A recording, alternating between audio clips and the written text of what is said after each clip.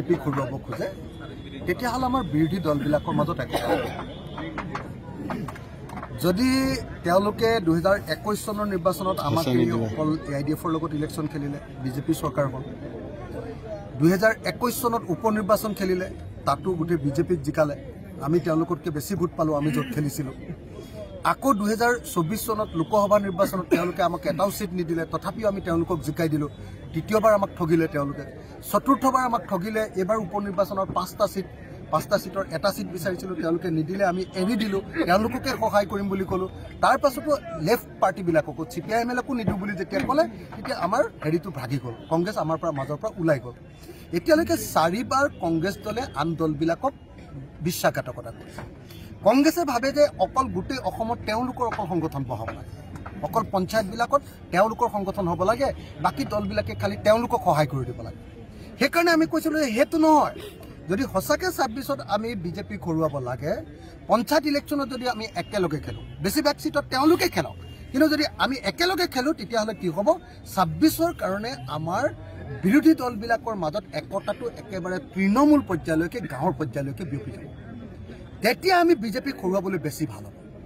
কিন্তু কংগ্ৰেছৰ মতে তেওঁলোকে অকলে খাব বস্তু তেওঁলোকে বিচাৰে যে কলটো তেওঁলোকে অকলে খাব বাকলিখন বেলেগলৈ দলিয়াই দিব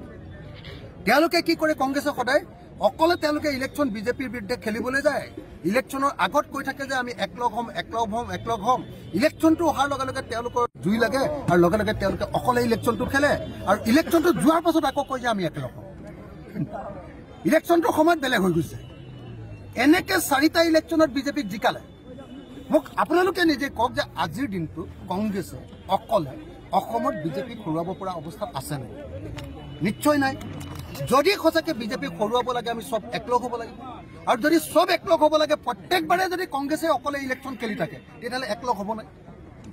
মই সেইকাৰণে কৈ আছোঁ যে এইবাৰ পঞ্চায়ত নিৰ্বাচনত যদি আকৌ 5 নম্বৰ বাৰৰ কাৰণে ঠগে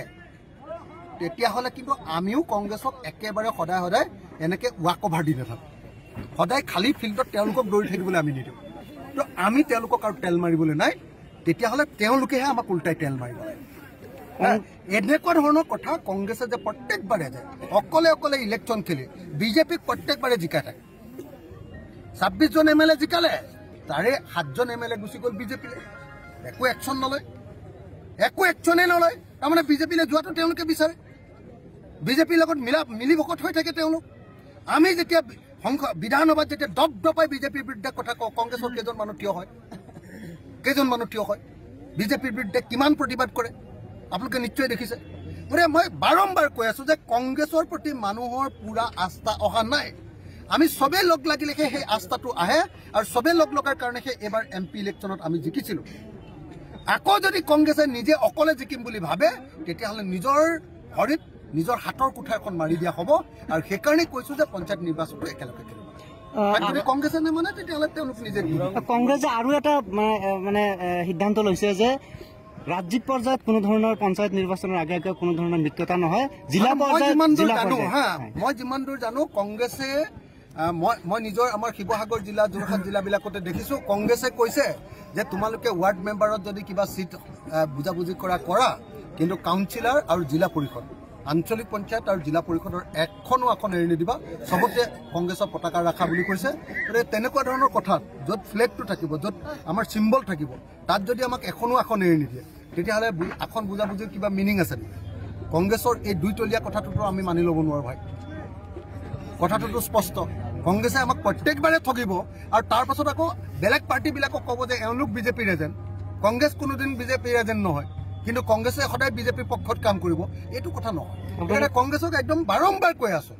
আপোনালোকে এনেকৈ উৰিব নালাগে অকলে খাম বুলি পৃথিৱীখন নাভাবিব আপোনালোকে আহক আমি সকলোৱে মিলি বিজেপিক হটাই লওঁ তাৰপাছত বিজেপিক হটোৱাৰ পাছত আকৌ আমাৰ লগত যদি কম্পিটিশ্যন কৰিব লাগে তেতিয়া